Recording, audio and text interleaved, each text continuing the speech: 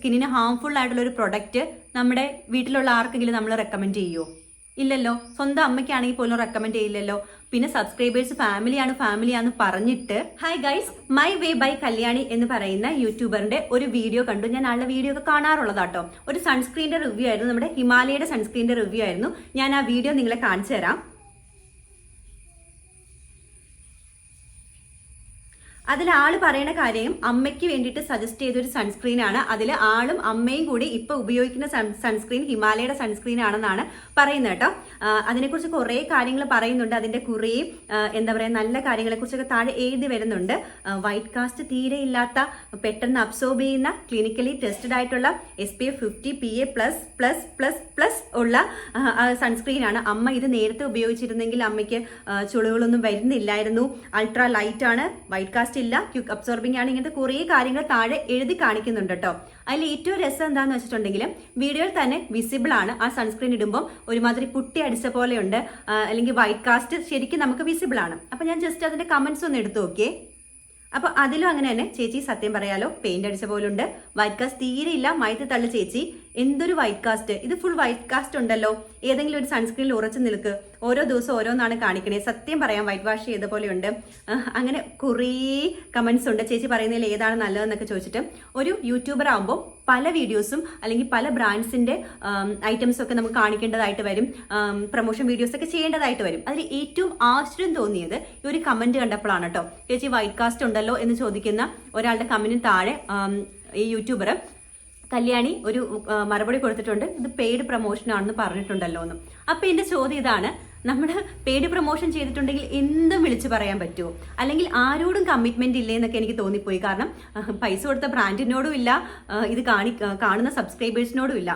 ഞാൻ അടക്കമുള്ള യൂട്യൂബിൽ വീഡിയോസ് ഇടുന്ന ഞാൻ അടക്കമുള്ള ആളുകളെ എന്താ പറയുക, എന്തെങ്കിലും നല്ല ഫുൾ സപ്പോർട്ട് ചെയ്യുന്ന സബ്സ്ക്രൈബേഴ്സ് ആണ്. സബ്സ്ക്രൈബേഴ്സിനോട് കുറച്ചെങ്കിലും ഒരു ജെന്യൂൻ ആയിട്ട് പെരുമാറണ്ടേ എന്ന് എനിക്ക് തോന്നിപ്പോയി. കാരണം ഇത് കണ്ടിട്ടാണ് നമ്മൾ ഓരോ പ്രൊഡക്റ്റും മേടിക്കുന്നത്. നമ്മൾ എന്ന് പറയുന്നത് ഒത്തിരി പേര്, ഒരു 80% തന്നെ പറയാം, 80% കുട്ടികളായിക്കോട്ടെ അല്ലെങ്കിൽ കോളേജ് പഠിക്കുന്നവരായിക്കോട്ടെ ഏത് സൺസ്ക്രീൻ ഉപയോഗിക്കണം എന്നൊക്കെ ആലോചിക്കുമ്പോൾ ഇങ്ങനത്തെ വീഡിയോസ് നോക്കിയിട്ട് തന്നെയാണ് ചെയ്യുന്നത്. അങ്ങനെ ഫോളോ ചെയ്യുന്ന സബ്സ്ക്രൈബേഴ്സിനെ വിട്ടികളാക്കിക്കൊണ്ട് വൈറ്റ് കാസ്റ്റ് ഉള്ള ഒരു സൺസ്ക്രീൻ ഉപയോഗിച്ചുകൊണ്ട് തന്നെ വൈറ്റ് കാസ്റ്റ് ഇല്ലാന്ന് വീഡിയോ പറയുന്നു. അത് ചോദിക്കുമ്പോൾ ഇത് പെയ്ഡ് പ്രൊമോഷൻ ആണെന്ന് പറയുന്നു. അപ്പൊ ശരിക്കും ആരോടെങ്കിലും ഒരു എന്താ പറയാ ഒരു കമ്മിറ്റ്മെന്റ് വേണ്ടേ എന്നാണ് ചോദ്യം. ജെനുവിൻ ആയിട്ട് ഒത്തിരി വീഡിയോസ് അല്ലെങ്കിൽ ജെനുവിൻ ആയിട്ട് തന്നെ പെയ്ഡ് പ്രൊമോഷൻസ് ചെയ്യുന്ന ഒത്തിരി യൂട്യൂബേഴ്സ് ഉണ്ട്.